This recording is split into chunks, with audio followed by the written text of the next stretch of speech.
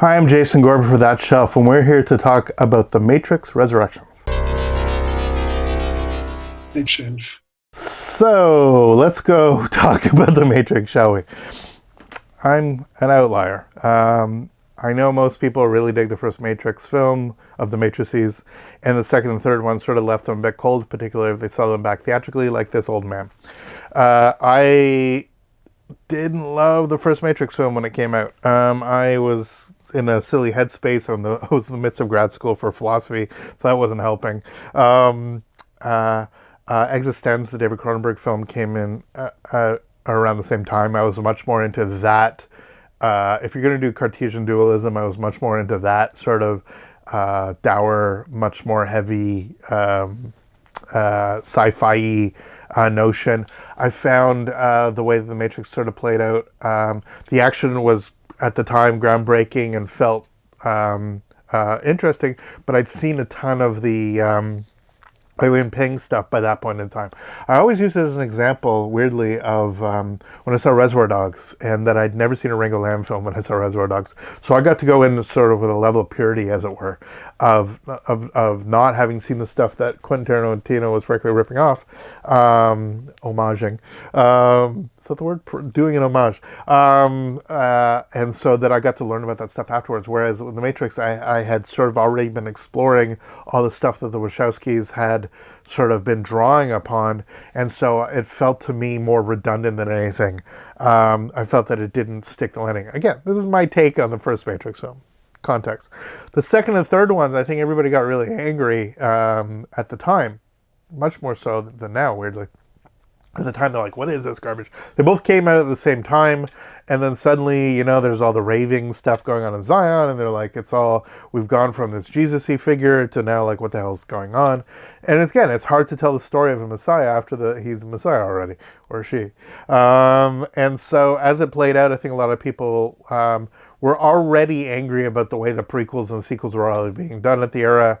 It was pre-social media, so people's anger was allowed to sort of baked in smaller conversations. It wasn't amplified quite the way that it is now.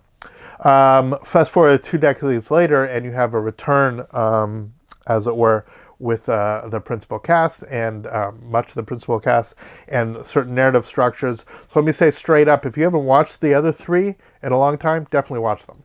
Like, again. Like, I don't care if you watched them 5 years ago, watch them again. Because whether you like them or don't like them, there's so much of this film is not only direct echoes, but actually sort of revised perspectives on sometimes very small moments in the other 3 films. That I think a huge amount of any pleasure you're going to get out of Matrix 4 is from having recently seen the other films. I just happened to watch them a couple weeks ago in preparation for this.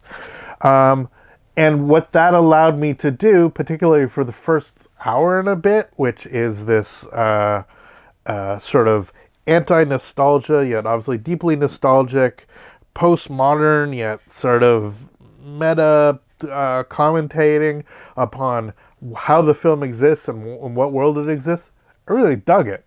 In many ways, I had more fun watching the first, let's say, half to 2/3 of this Matrix film than I did in any of the other films. I will for sure be an outlier there, but that's my reaction to this, is that there was a sense of playfulness and intelligence and self-reflection of some of the somberness of the other films that I found really, really engaging.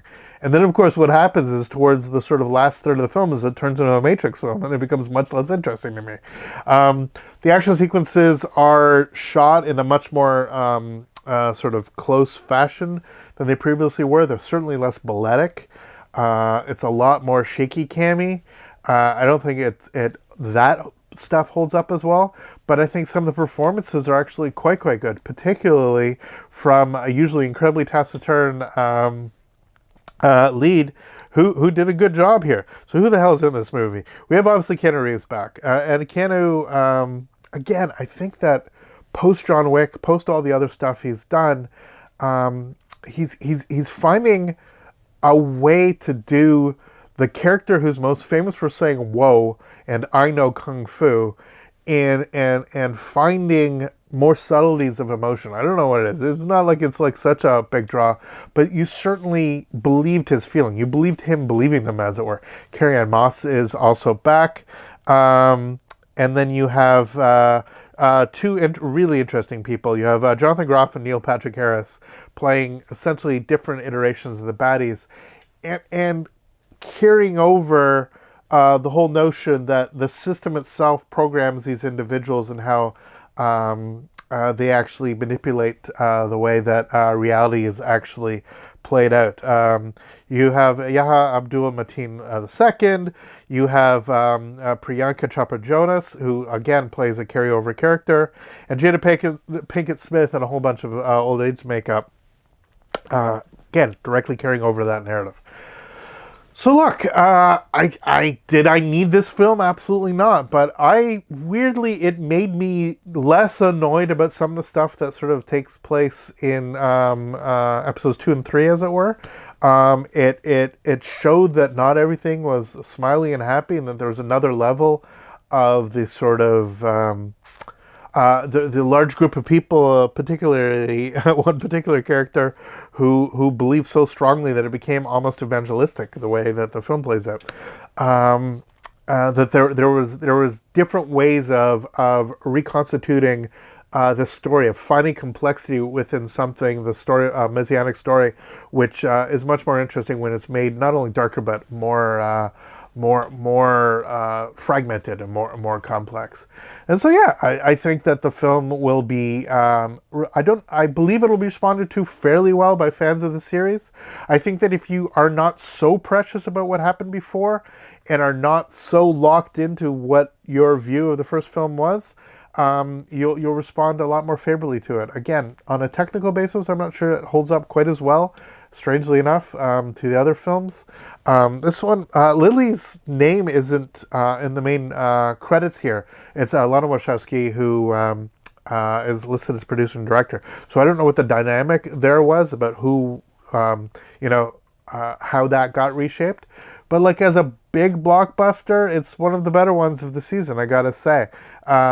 I think the lower you have the stakes on something like this, the more you'll actually get out of it. And you more allow it to be something that's reflected upon. I mean, it literally turns, instead of being a Jesus-y story, it turns into a love story, which is, again, the way I kind of like my Jesus-y story. And for that alone, I think it's super interesting. So there you go. They've resurrected the Matrix, and I hope you enjoy it. For thatshelf.com, I'm Jason Gorber. Please subscribe. Please follow us on social media, and we will see you next video. All the best. Take care.